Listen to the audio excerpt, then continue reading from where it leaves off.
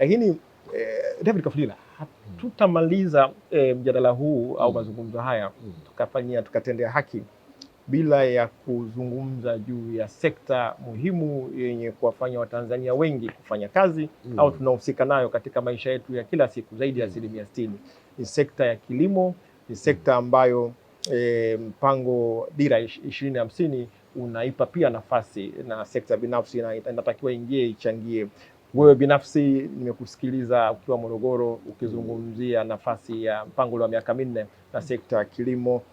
Katika miaka 4 tumetoka kwenye bilioni 294 ilikuwa ndo budget ya Wizara ya Kilimo. Tumekuja sasa 25, 26, 27 tunakwenda kwenye trilioni 1.19.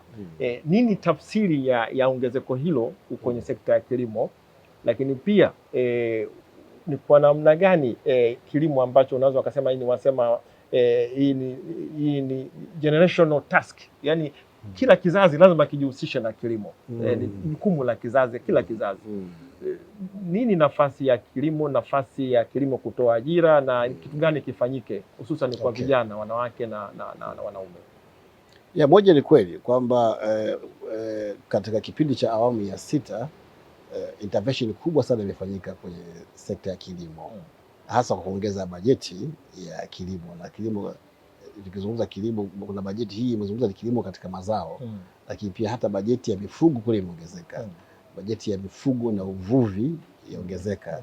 Bajeti ya kilimo kwa maana ya mazao imeongezeka kwa kiasi hicho, kutoka around bilioni kama 290 mpaka ikafika takriban trilioni 1.2. Yote hii imechangia sana upatikanaji wa mbolea kwa urahisi na pembejeo zake. Imesaidia upatikanaji wa dawa, imesaidia mikopo midogo midogo. Lakini ukiacha bajeti hiyo ambayo iko moja kwa moja kwenye wizara, Mheshimiwa Rais alitenga takriban shilingi trilioni 1 kwa ajili ya kutoa mikopo nafuu kwenye sekta ya kilimo katika dhana pana. Kilimo katika dhana pana ni hicho: mazao, uvuvi, ufugaji.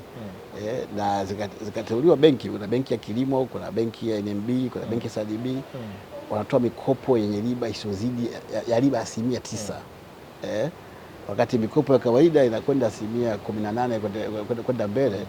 Mikopo ya kilimo kupitia mfuko huo wa zaidi ya trilioni 1 uliowekwa na Mheshimiwa Rais kwa ajili ya kupunguza makali ya mikopo kwa wakulima, umefanya wakulima waongeze uzalishaji, kwa sababu kuwekeza kwenye kilimo kwa mikopo ya riba za benki za kibiashara ni maumivu makali. Kwa hiyo kwa intervention hiyo tu moja ya kuhakikisha kwamba benki zinatoa mikopo nafuu kwa wakulima, kwa kuweka trilioni 1 peke yake, imefanya wakulima sasa waone tija ya kuchukua mikopo kwa ajili ya kuwekeza kwenye kilimo katika dhana pana. Na yote hii imechangia pakubwa uwezo wa nchi yetu kuzalisha chakula, uwezo wa nchi yetu katika sekta ya kilimo, sekta ambayo inabeba takriban 60% ya watu wote, na sehemu kubwa yao hao ni wanawake. Kwa hiyo ukitatua changamoto ya kilimo, unatatua umasikini. Research zilifanyika tangu miaka 2006 huko kwenye taasisi ya REPOA, Research on Poverty Alleviation, ikaonyesha kwamba kilimo kikikuzwa kwa 8 mpaka 10 kwa miaka 3 mfululizo, kinaweza kukata umaskini kwa 50%. Kwa hiyo unaweza ukaona matokeo ya hayo. Lakini sasa kukikuza kilimo, ndio hiyo inahitaji uwekezaji mkubwa sana. Dira yetu kwa mfano ya mwaka 2050 inazungumza kuongeza mechanization zaidi, kuongeza ufanisi katika uzalishaji kwenye sekta hii ya kilimo, ili kiweze kutoa tija zaidi na uhusiano wake na sekta ya viwanda, manufacturing.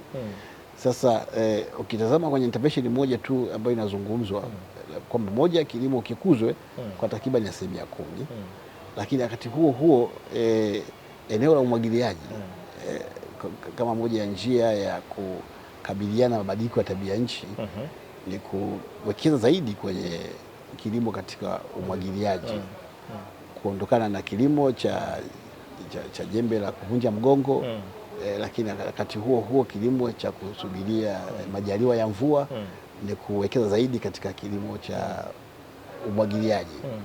Utaratibu wa umwagiliaji unaongeza ufanisi, unaongeza uhakika, unaweza kumfanya mkulima alime hata mara 3 katika mwaka mmoja badala ya mara moja na bila uhakika.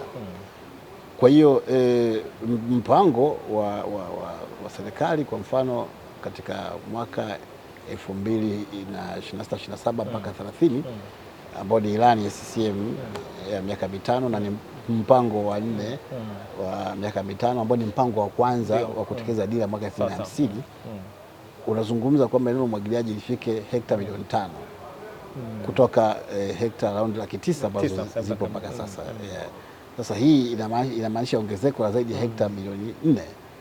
Sasa ukichukua utaratibu wa kawaida kama unatengeneza irrigation scheme, wataalamu wa kilimo wanasema irrigation scheme hekta moja kwa wastani inaweza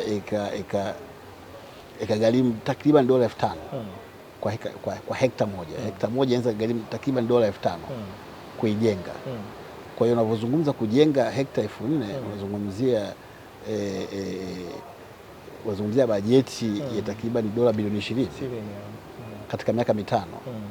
Katika picha nyingine unazungumzia dola bilioni 4 kila mwaka kwa umwagiliaji peke yake. Uwekezaji kwenye umwagiliaji peke yake uweke dola bilioni 4 kila mwaka ambao ni zaidi ya trilioni 10.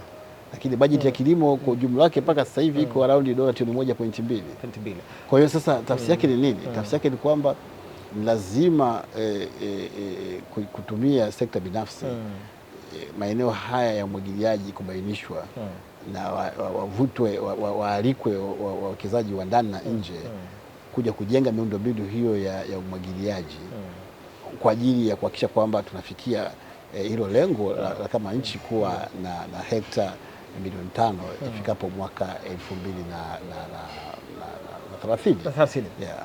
David Kafulila, mtendaji mkuu wa kituo cha ubia kati ya sekta binafsi na sekta ya umma, ametupitisha kwenye ya msingi kabisa. Kwa kumalizia kabisa, David, mimi Watanzania wengi wamepitia kilimo. Ni kizazi hiki cha sasa hivi hawajui masuala ya kilimo, wengine hawajawahi kulima. Sisi kizazi chetu na wengi wengine kwa namna moja wengine tumepitia kwenye kilimo. Mimi nimelima mapapai nyumbani, alafu na mchicha na bamia. Wewe umelima nini?